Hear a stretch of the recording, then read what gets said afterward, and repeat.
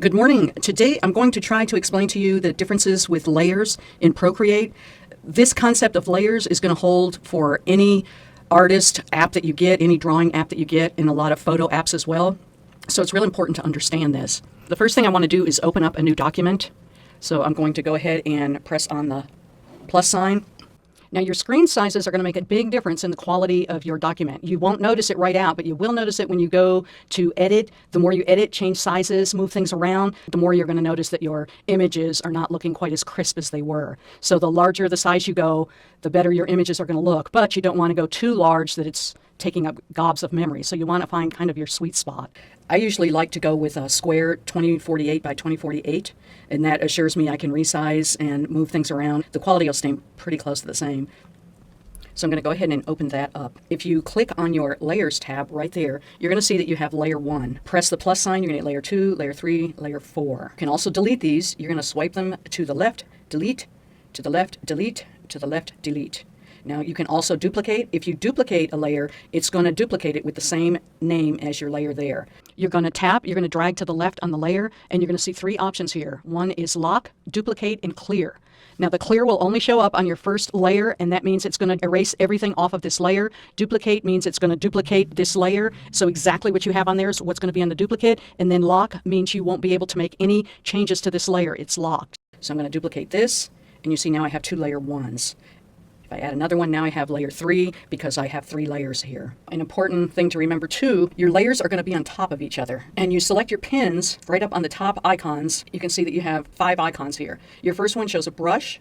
With that, you're going to be selecting your brushes. Hard brush is going to give you a hard edge. Softer brushes are going to give you a softer edge. Here is your smudge tool, and that blends your colors together. Here is your eraser tool.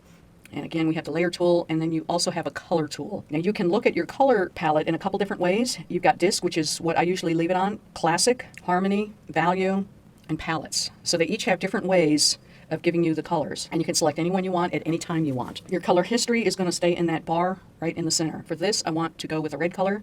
This selects your opacity, fairly light, should be fairly dark. This is your undo key. This is your redo key. Okay, so I'm going to go ahead and delete those. This is your thickness. Okay, and undo, undo. Okay, so we're going to be working on the bottom layer. Now your layers work kind of like a pile. The lowest one in the pile is going to be the one that is least visible. So layer 1, we're going to do it right here, and I'll show you how this works. Layer 1. Layer 2 we'll do in a blue color. And you see how it covers up layer 1. Now these layers, you can move them around, tap and hold, and then just move them up. And now you see your red is on top.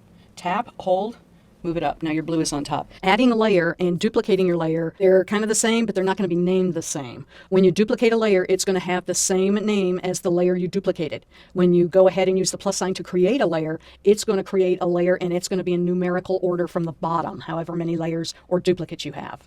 Now, if you see this message, clicking on Open Layers is not going to do anything for you, but just go ahead and select that. And what you need to make sure is that your layer is selected and it does have the check mark on it.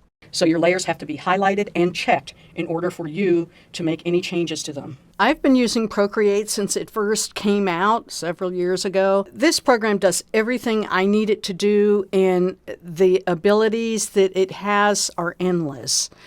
This is just the tip of the iceberg, and I really encourage you to go out and explore more. You will not go wrong learning this program. And this program is only limited by your imagination.